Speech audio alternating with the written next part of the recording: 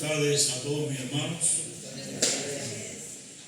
Le damos gracias a Dios porque podemos estar aquí reunidos, congregados en su nombre, para estudiar y aprender de su palabra. Sabemos que es viva y eficaz y que nos está hablando constantemente a nuestros corazones. Vamos a abrir nuestra Biblia en Marcos capítulo 8, Marcos capítulo 8, versículos 36 y 37.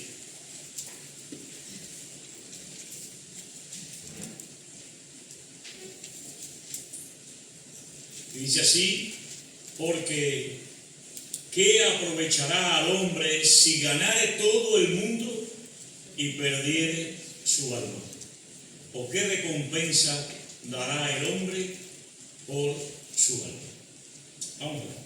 Padre, vamos a ti nuevamente en esta tarde, agradeciéndote por tu fidelidad, por tu amor, por tu misericordia, por tu cuidado, agradeciéndote, Señor, porque tú has hecho posible de que podamos reunirnos aquí en torno a tu palabra, a tu nombre, que podamos estar congregados como hermanos. Te damos gracias por cada familia, cada hogar que se representa de aquí. Pedimos bendición para ella. Pedimos bendición también para los que no han podido venir. Tú conoces sus dificultades, sus problemas, sus gozos, si están de paseo. Tú lo sabes todo. Bendícelos a cada uno de una forma especial, Señor. También te quiero pedir por los enfermos, por los que padecen, por los que sufren, por los que están pasando por dificultades.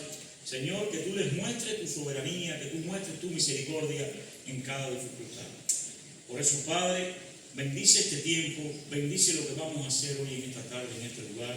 Bendice tu palabra, Señor, para que llegue a lo más profundo de nuestros corazones. Bendice a tu siervo, Señor, que la va a compartir y que, Señor, se manifieste una vez más y con poder en este lugar tu soberanía, tu honra y tu gloria, porque solo tú la mereces. Por Cristo Jesús. Amén. Amén. Vivimos en una época de grandes avances. Y yo escuchaba hoy cuando el hermano dirigía, cuando comenzó hablando del arrepentimiento y hablando de lo que está pasando en el mundo, y hablaba de los terremotos, de los temblores, de todo.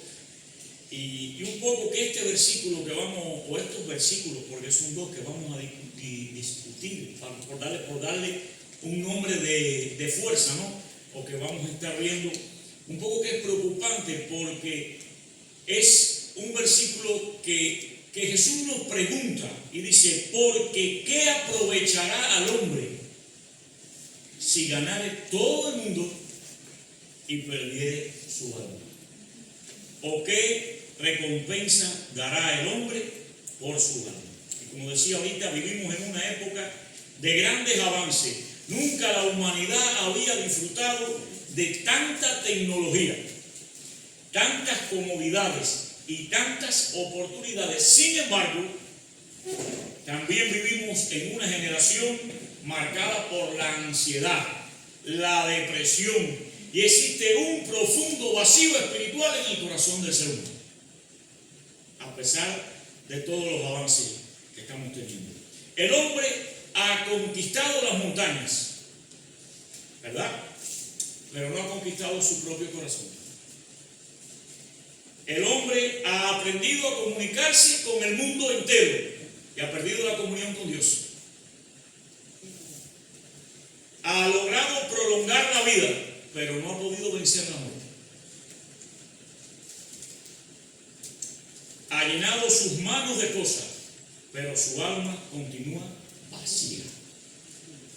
Continúa vacía. En medio de esta realidad es que Jesús nos hace esa pregunta, que yo diría que es una de las preguntas más importantes de la Biblia. ¿Qué aprovechará el hombre si ganare todo el mundo y perdiere su alma? Esta es una pregunta que Jesús no la hace para filósofos ni para religiosos, la hace para todos los seres humanos. No está dirigida al religioso ni al filósofo, no, es a todos los seres humanos. Hoy el Señor nos hace la misma pregunta, pero de otra manera. Vamos a enfocarlo. ¿Cómo está tu alma delante de Dios? Hoy, ¿cómo está tu alma delante de Dios? Porque llegará el día en que el dinero, los estudios, la fama, las posiciones dejarán de tener valor. Ese día va a llegar. La muerte iguala al rico y al pobre, al viejo y al joven. A todos nos iguala, ¿verdad? Y entonces solo una cosa importa. ¿Dónde pasará tu alma la eternidad? Casi nunca nos detenemos a pensar en eso. ¿Dónde pasará tu alma la eternidad? Y eso es lo que nos ha dejado el Señor. Y vamos a entrar un poquito en contexto para poder entender más lo que nos está diciendo Marcos en estos momentos. Jesús acaba de anunciar que va a sufrir.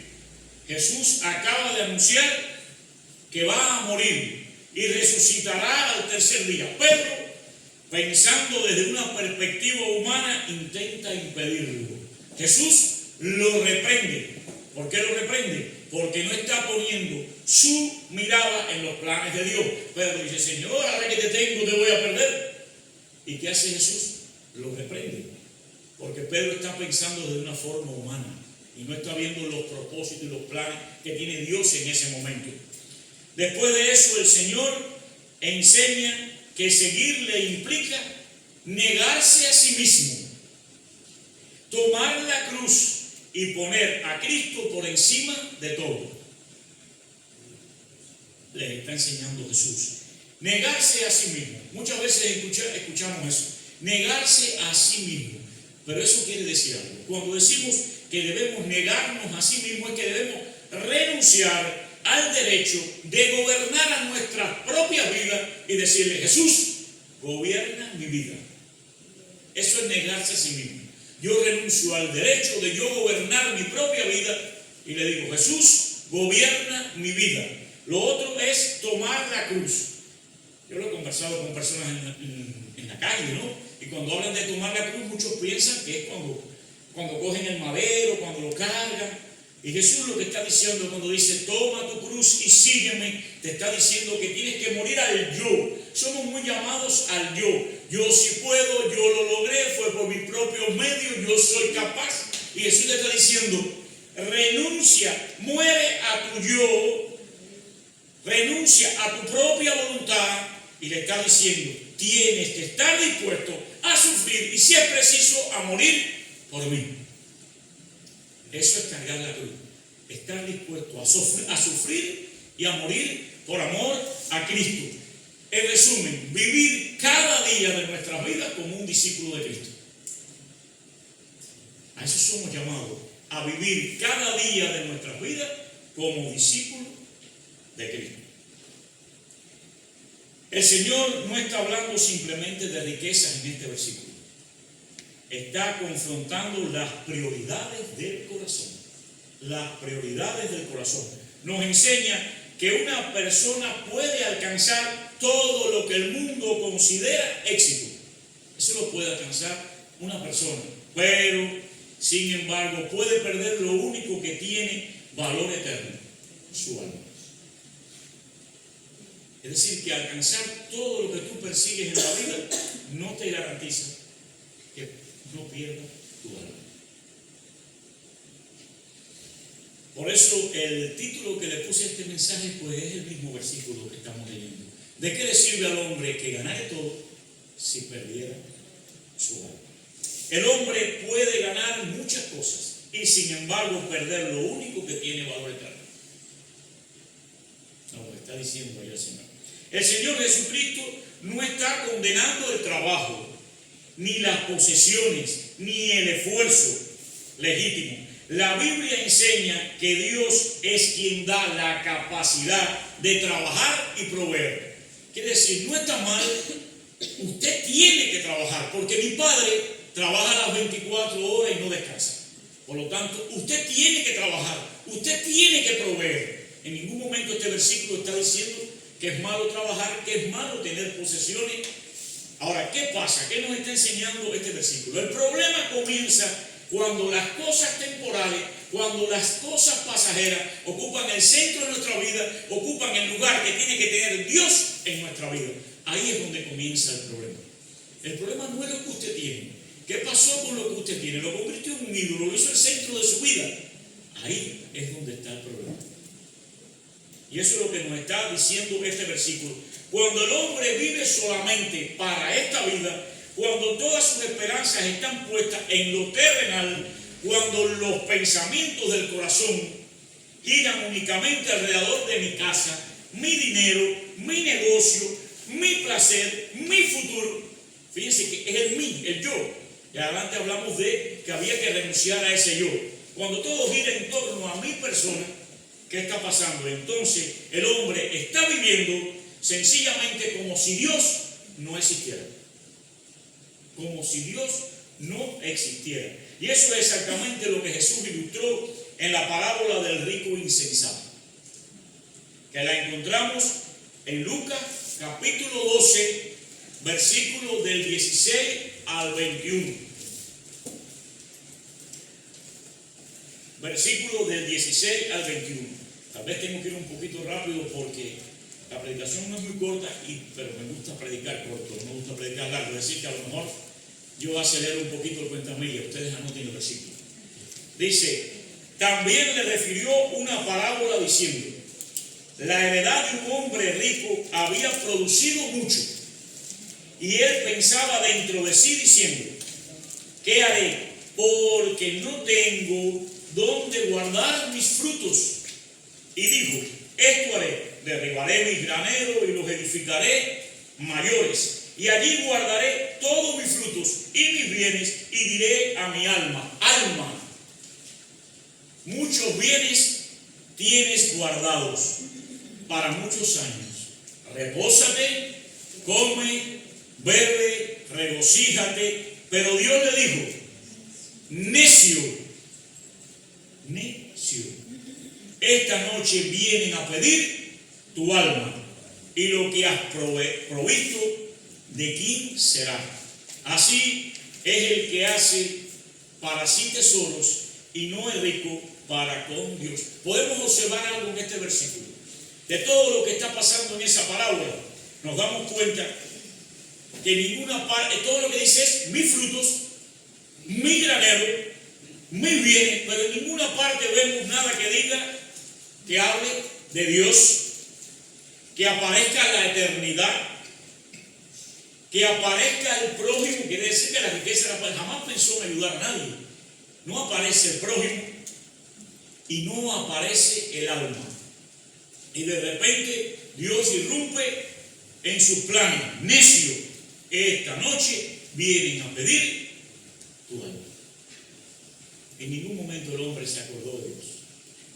El hombre está preparado para vivir. El hombre está preparado para vivir, pero no estaba preparado para morir. Tenía planes para muchos años y sin embargo solo le quedaban unas horas. Tenía planes para muchos años. Así vivimos muchos hoy. Hoy muchos vivimos de esa misma manera. Preparamos estudios, preparamos vacaciones, preparamos la jubilación, preparamos las inversiones, preparamos la herencia. Y eso no está mal. No vayan a pensar que estoy diciendo que está mal. Está muy bien que preparemos todo eso, pero nunca preparamos el encuentro con Dios. Como dirían en mi país, ¿dónde se pierden ahí? En la curvita. Porque está bien que preparemos todo eso, que preparemos la jubilación, que preparemos las inversiones, que preparemos las vacaciones, que preparemos estudios, que preparemos la herencia para dejársela a nuestros seres queridos, ¿verdad? Está bien, pero nunca preparan el encuentro con Dios. ¿Y de qué decirle al hombre que ganare todo si perdiese su alma? Santiago nos muestra que la vida es breve, pero en el capítulo 4, versículos 13 y 14, Santiago dice, Vamos ahora, lo que decís, hoy y mañana iremos a tal ciudad y estaremos allá un año y traficaremos, ahí está hablando de negocio, y ganaremos, cuando no sabéis lo que será mañana. Ninguno de nosotros sabe qué va a pasar mañana con nuestra vida. Incluso no sabemos ni qué va a pasar ahorita. Y él dice, cuando no sabéis lo que será mañana, porque ¿qué es vuestra vida? Ciertamente es neblina que se aparece por un poco de tiempo y luego se desvanece. Santiago está diciendo que nuestra vida es tan fugaz que es como una neblina que aparece y de pronto desaparece. Los años pasan rápidamente. La niñez parece larga, parece, pero si nos damos cuenta a veces lo estamos viendo así y pasa un tiempecito que no nos damos cuenta y lo dejamos de ver y ya lo vemos así. Entonces la niñez parece larga. La juventud pasa velozmente, o sea, se nos va rapidísimo. La madurez llega sin darnos cuenta y cuando nos damos cuenta ya el cabello lo tenemos blanco. La fuerza disminuye y el hombre comprende entonces que la eternidad está cerca. De eso habló Moisés. A Moisés le ocurrió algo parecido, incluso en el Salmo 90 que se le atribuye a él, en el versículo 12, Moisés dice, enséñanos de tal modo a contar nuestros días, que traigamos al corazón, ¿qué cosa? Sabiduría. Y la sabiduría no la da el estudio. Aprendemos mucho, pero no es solo el estudio. La verdadera sabiduría de la que nos está hablando aquí Moisés consiste en vivir a la luz de la eternidad. Esa es la verdadera sabiduría. Vivir a la luz de la eternidad. Vamos a hacer unas pequeñas preguntas para ir reflexionando, porque me gusta hacer preguntas, porque las preguntas me van mostrando cosas que tengo que cambiar en mi vida o por lo menos darme cuenta, ¿no? Si esta noche fuera la última de nuestras vidas, no voy a decir de tu vida, voy a decir de nuestras vidas, ¿estamos preparados para un encuentro con Dios? Porque casi nunca nos detenemos a pensar en eso. ¿Estamos preparados para encontrarnos con Dios? ¿Has venido verdaderamente a Cristo o eres sencillamente un religioso de banco? ¿Has venido verdaderamente a Cristo? Señor, escudriña mi corazón y mira a ver si hay en él caminos de perversidad. Cuidado con eso. Esa es la pregunta. ¿Has venido verdaderamente a Cristo? ¿Tus pecados han sido perdonados? Sencillamente te arrepentiste de verdad de corazón o hoy pediste perdón y al momento lo volviste a hacer. ¿Eres un practicante de pecado o te arrepientes de corazón? Jesús le dijo a la mujer, tus pecados han sido perdonados. Vete, pero no vuelvas a pecar. El cristiano no practica pecado. Entonces, tus pecados han sido perdonados, te arrepentiste de corazón o eres un practicante de pecado. ¿Tu fe está puesta en Jesús o en tus buenas obras? ¿Tienes tu fe puesta en Jesús o piensas que por tus buenas obras vas a ser salvo? Porque llegará un día en que todo quedará atrás y solamente el alma continuará existiendo. Y solamente el alma continuará existiendo. Alguien pudiera estar pensando, y muchos me lo han dicho, esto que digo porque me lo han dicho en la calle, todavía tengo tiempo. O sencillamente otros dicen, buscaré a Dios más adelante. Todavía soy joven. O otros dicen, cuando sea mayor, tal vez cuando me jubile, entonces me arrepienta y empiece a ir a una iglesia. Como si la iglesia fuera la que te salvara. Cuando me jubile. entonces me voy a arrepentir y voy a empezar a ir a una iglesia. Pero la Biblia nos enseña una verdad muy grande, una verdad solemne. No solamente el alma tiene un valor eterno, también debemos recordar que la muerte no pide permiso. La muerte no pide permiso.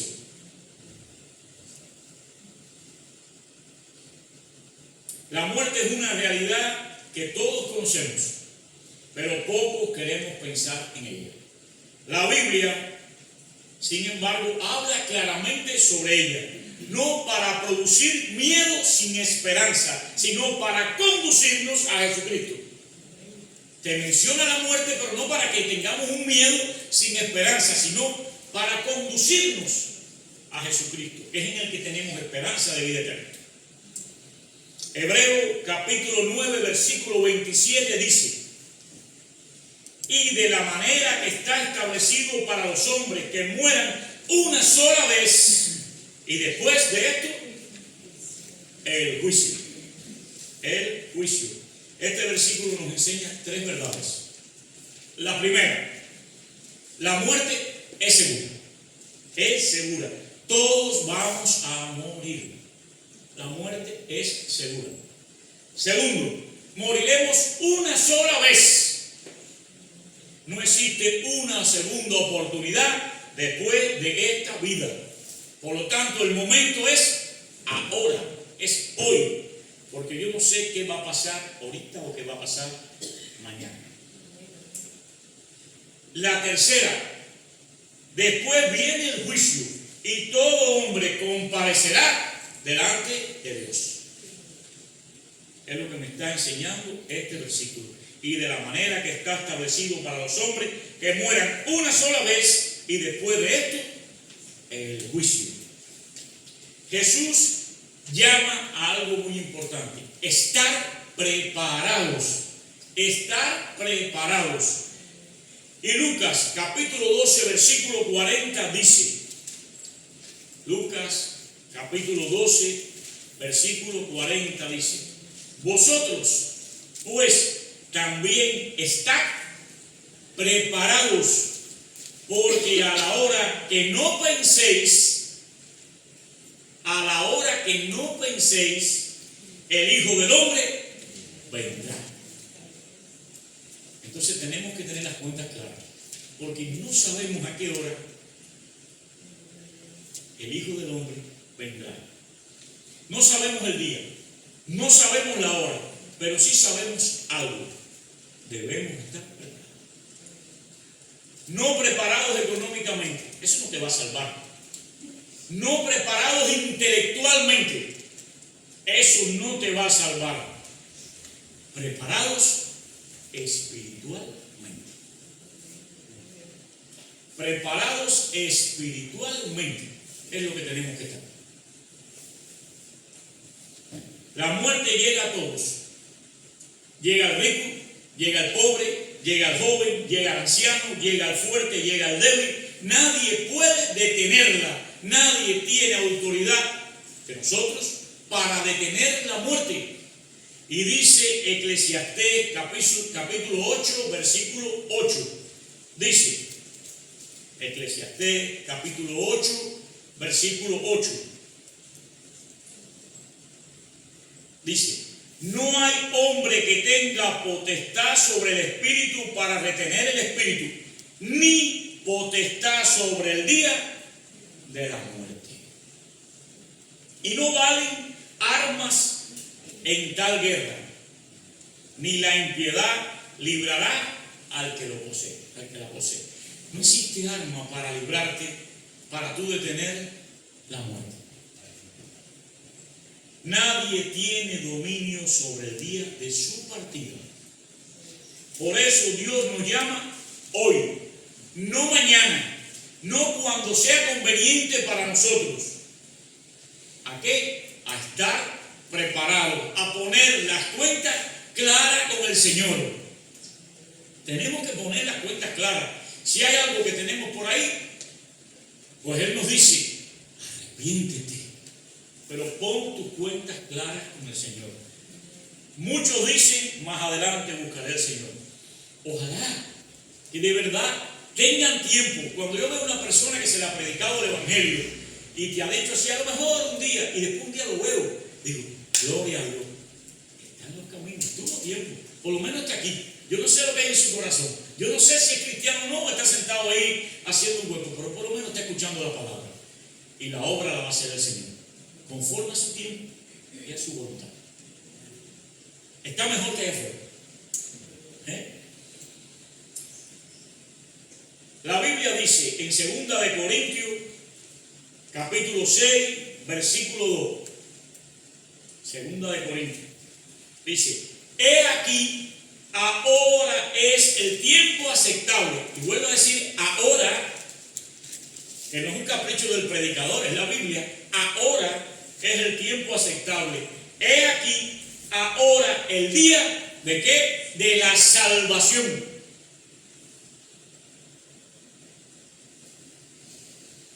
Dios habla en presente y nos está diciendo ahora, hoy, este es el momento para arrepentirte. Este es el momento para creer. Este es el momento para poner a Cristo en el centro de tu corazón. Porque nadie tiene garantizado el mañana. Nadie lo tiene garantizado. Pero existe otro problema.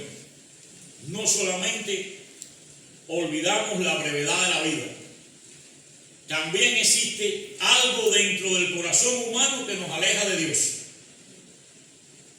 La Biblia lo llama el engaño del pecado.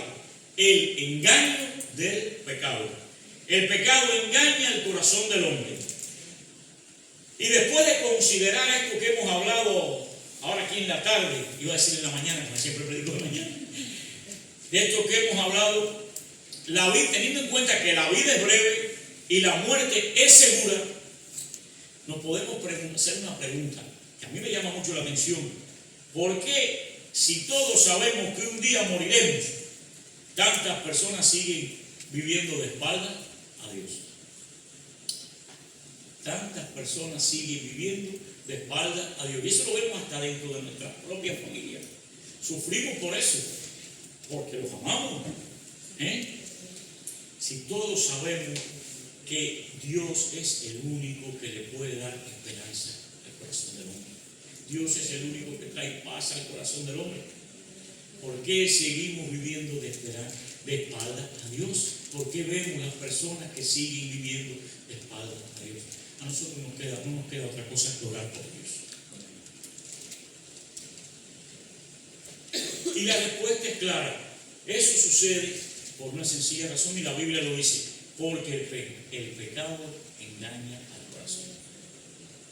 El pecado engaña al corazón de esas personas que hoy siguen pensando y viviendo de espaldas a Dios. El pecado nunca se presenta como realmente es. Nunca. El pecado no te dice, te destruiré. El pecado no te dice, arruinaré tu matrimonio. El pecado no te dice, te separaré de Dios. El pecado no te dice, condenaré tu alma. Eso no te lo dice el pecado. El pecado te trata a ti de mostrar lo contrario. El pecado te promete placer. El pecado te promete libertad. El pecado te promete una felicidad que al final te das cuenta que es esclavitud. Te has convertido en un esclavo del pecado. Comienzas una cosa por algo así y le empiezas, como digo yo, a coger el gusto, y cuando quieres salir ya ni puedes. Te convertiste en un esclavo del pecado. ¿Por qué? Porque el pecado es un engaño. Lo dice la Biblia en Hebreos capítulo 3 versículo 13, dice: antes exhortaos los unos a los otros cada día, entre tanto que se dice hoy, para que ninguno de vosotros se endurezca. ¿Por qué? Por el engaño del pecado. Para que ninguno se endurezca por el engaño del pecado. El pecado endurece el corazón poquito a poco. Poquito a poco. A pesar de todo eso, muchos siguen diciendo, todavía tengo tiempo, más adelante buscaré a Dios. no soy tan malo. El pecador siempre dice, no soy tan malo. Dios entiende mi situación, y eso pasa mucho en los hombres alfa. Yo soy un hombre, Dios sabe que yo soy un hombre, y eso que estoy haciendo es porque yo soy hombre. Eso es una mentira, mi hermano. Eso no lo dice la Biblia. Entonces, Dios entiende mi situación. Eso es mentira. Al final, el pecado siempre minimiza el peligro y maximiza el placer. Eso es lo que hace el pecado. Es una mentirilla, es algo pequeñito, fue algo pasajero, y lo minimiza y pone arriba lo que es el placer, ¿verdad? Pero la Biblia es clara y dice, todos somos, ¿qué cosa? Pecadores. Todos somos pecadores. Y Romanos 3:23 dice, por cuanto todos pecaron, ¿qué cosa? Están destituidos ¿de qué cosa? De la gloria de Dios. La Biblia no dice que algunos pecaron. La Biblia dice que todos pecaron. Eso incluye al religioso. Eso incluye al moralista, eso incluye al ateo, eso incluye al pastor, eso incluye al rico, eso incluye al pobre. Todos pecaron, todos necesitamos un Salvador. ¿Por qué? Porque el pecado esclaviza. Todos necesitamos un Salvador. Juan capítulo 8, versículo del 34 al 36, dice, Jesús le respondió, de cierto os digo, que todo aquel que hace pecado, esclavo es del pecado. Y el esclavo no queda en la casa para siempre. Y el Hijo sí queda para siempre. Así que, si el Hijo os libertare, seréis verdaderamente libres. Muchos creen que la libertad consiste en hacer lo que nos dé el deseo, hacer lo que uno quiera. Y eso es un error. Estamos confundiendo libertad con libertinaje, que no tiene nada que ver. Eso es un error. No es hacer lo que tú quieras. Tú eres libre. Y es una libertad bonita, porque eres libre para hacer ¿qué cosa? Lo que le agrada a mi Padre, y la voluntad de mi Padre, que es agradable y perfecta. Para eso eres libre. Pero no para hacer lo que tú quieras. O puedes hacer lo que tú quieras si estás pensando y tus deseos están conformes a lo que agrada a Dios. Gloria a Dios si es así. Pero si no, es libertinaje. Jesús enseña todo lo contrario a lo que piensan las personas en cuanto a la libertad, esa libertad errónea, aparente. Quien vive dominado por el pecado no es libre, es esclavo. Y solamente Cristo puede romper esas cadenas. De hecho, se canta un coro en las iglesias. Cristo rompe las cadenas y le da ¿qué? Su libertad. Es Cristo. Y solo Cristo quien rompe las cadenas y nos da libertad.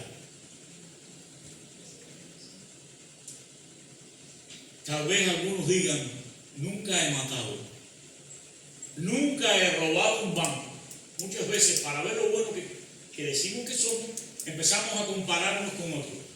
Nunca he matado, nunca he robado un banco. Pero es que realmente no es compararnos con otro ser humano. La comparación de nosotros es compararnos con la santidad de Dios. Con esa es con la que tenemos que medir. Con la santidad de Dios, no con el que robó o mató.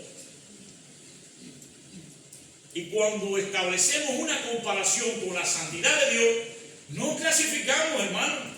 No clasificamos, porque delante de Dios todos somos culpables. Entonces, ¿quién es el patrón? ¿Con quién tengo que compararme? ¿Con el que robó? No.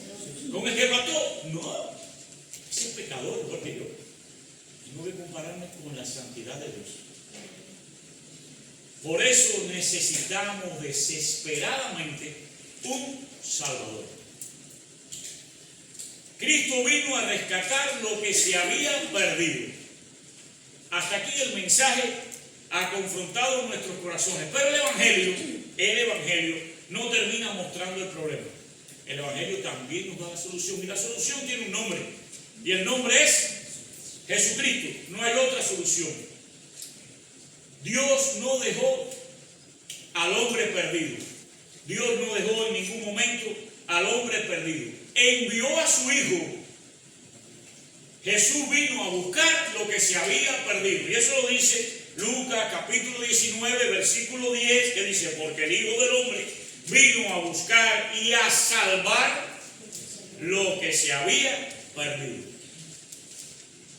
Jesús no vino solamente a enseñar. Jesús no vino solamente a hacer milagros.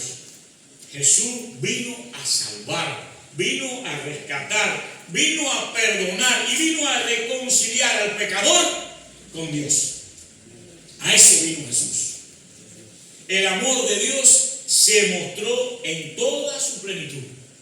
El justo muriendo por el injusto. Ahí se mostró el amor de Dios en toda su plenitud. Juan 3:16 dice, porque de tal manera amó Dios al mundo que ha dado a su Hijo unigénito para que todo aquel que en él cree no se pierda, mas tenga vida eterna. El amor de Dios no consiste en ignorar nuestro pecado. Dios no nos va a amar ignorando nuestro pecado. Consiste en que Cristo cargó con el castigo que nosotros merecíamos. En la cruz del Calvario se unieron la justicia de Dios y el amor de Dios. En la cruz del Calvario. Allí Cristo pagó por nosotros, por nuestro pecado. Por lo tanto, no hay otro Salvador. No hay otro Salvador. Hechos capítulo 4 versículo 12 dice, y en ningún otro hay salvación, porque no hay otro nombre bajo el cielo dado a los hombres en que podamos ser salvos. No hay otro. Mi hermano y mi hermana, la religión no salva. No salva. Las buenas obras no salvan. Los sacramentos no salvan. Solo Jesucristo salva. Y déjenme explicar lo de las obras, porque llevo rato hablando de las obras. No vayan a pensar que bueno, no, ya no vamos a hacer más obras. No. El cristiano es llamado a hacer buenas obras, pero como a gratitud y agradecimiento por todo lo que Dios ha hecho por mí. Eso me lleva como resultado a que me duela la necesidad de mi hermano, a que yo haga buenas obras de corazón, pero no porque me va a salvar. Las obras no salvan, la religión no salva, los sacramentos no salvan. Solo Jesucristo salva. Y hay una pregunta. Ya no tienes por qué preguntarte, ¿soy pecador? ¿Eres pecador? Eso no hay que preguntarlo. Ya la Biblia lo respondió. La Biblia dijo y lo dejó clarito. Todos somos pecadores. Todos somos pecadores. Ahora la pregunta es otra. ¿Qué harás con Jesucristo? ¿Qué harás con Jesucristo? Esa es la pregunta que hoy tienes que hacerte todos los días de tu vida. ¿Qué harás con Jesucristo? Porque rechazar a Cristo es rechazar el único camino de salvación. ¿Qué vas a hacer con Jesucristo? Esa es la pregunta. ¿Le vas a dar el lugar que se merece? Hoy es el día para responder. Dios nunca promete mañana. Siempre llama al hombre en el presente. Hoy. Lo dije ahorita, lo voy a volver a repetir, pero en 2 Corintios él vuelve a decir, he aquí ahora el tiempo aceptable, he aquí ahora el día de salvación. Ahora. No hay otro, ahora. No dice mañana, dice ahora. No endurezcáis vuestros corazones. No endurezcáis vuestros corazones. Y en Hebreos capítulo 3, versículo 15 dice, entre tanto que se dice, si oyereis hoy su voz, no endurezcáis vuestros corazones como en la provocación. ¿Y acaso lo que estás escuchando no es palabra del Señor? No endurezcáis vuestros corazones. Cada vez que una persona escucha el Evangelio, sucede algo. Sucede que su corazón se ablanda o su corazón se endurece por rebeldía. ¿Hasta cuándo? Hasta que toca fondo. Cuando toca fondo, el corazón se ablanda. Pero nadie sale igual después de escuchar la palabra de Dios. Hay algo que queda prendido en nuestros corazones. Voy a hacer una ilustración porque siempre me gusta ilustrar el mensaje. Cuenta la historia de un hombre que viajaba en un barco de lujos. Mientras todos disfrutaban de la música, yo imagino el Titanic, ¿no?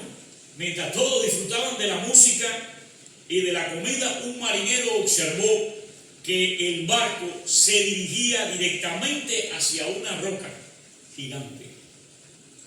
Corrió desesperadamente a avisar a todos. Algunos se rieron. ¿Cuántas veces no se ríen de nosotros cuando le llevamos el mensaje de salvación a las personas? Unos nos tildan de locos, otros de fanáticos, otros llegamos y dicen, no les brindes ni un trago de cerveza, que sea religioso. Yo lo he experimentado, no sé si alguno aquí también lo ha experimentado. Y nos ponen como personas que no somos felices. Y yo digo que somos más felices que ellos, porque necesitan un vaso de ron para hacer una fiesta, nosotros lo hacemos con un vaso de agua, que eso la gente quiere. Y eso fue lo que pasó. Algunos se rieron de ese marinero, otros dijeron, no arruines nuestra fiesta, no arruines esta fiesta. Otros respondieron, todavía falta mucho.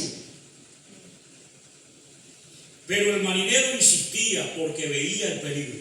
Pocos minutos después, el barco chocó. Los que despreciaron la advertencia perecieron. Y en este mensaje Jesús nos está advirtiendo: de nada te sirve que ganes todo si descuidas tu alma. Los que no escucharon perecieron. Así ocurre con el Evangelio. El predicador no anuncia el juicio porque disfrute hablando del juicio. El predicador anuncia el juicio porque te ama y porque ama a las personas y desea que todas sean salvas. No es que uno disfrute diciendo, oye, puede ser mañana, puede ser ahorita, va a haber un juicio. No, es que sencillamente todos queremos tener las cuentas claras con el Señor. Y vuelve la pregunta, y estamos terminando ya. Si hoy murieras, y voy al versículo 37, si hoy murieras, ¿qué presentarías delante de Dios? O como dice el versículo, ¿qué recompensa darías por tu alma? ¿Qué recompensa darías por tu alma? Tu dinero no te salva. Tus bienes no te salvan. Tus obras no te salvan. Tu religión no te salva. Tu moralidad no te salva. La sangre de Cristo, la sangre de Jesucristo derramada por tu pecado, esa sí te salva. Quiere decir que, como diría Pablo, todo lo demás lo dejo por basura. La sangre de Jesucristo derramada por cada uno de nosotros en la cruz del Calvario, esa sí nos salva. Eso es lo que tenemos. Eso es lo que tenemos como recompensa diaria por nuestra alma. Lo que ya Cristo pagó en la cruz del Calvario sin nosotros merecerlos.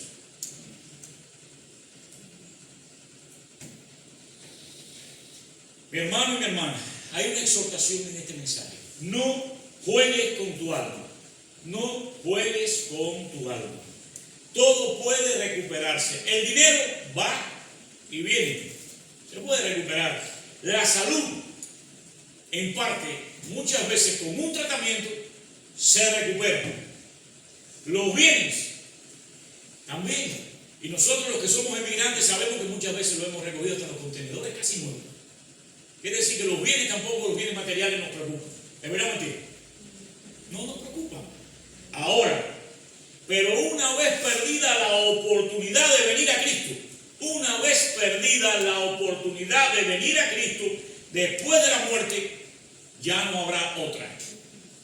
Ya no hay otra después de la muerte. Y esto me deja una enseñanza, Marcos 8. El hombre vale más que el mundo entero. ¿Por qué? Porque posee un alma eterna. El hombre vale más que el mundo entero, porque posee un alma eterna. El pecado destruye, la muerte es segura, el juicio es real, pero la gracia de Dios es suficiente para salvar a todo aquel que se arrepiente y cree en Jesucristo. ¿Vamos a decir amén? Amén.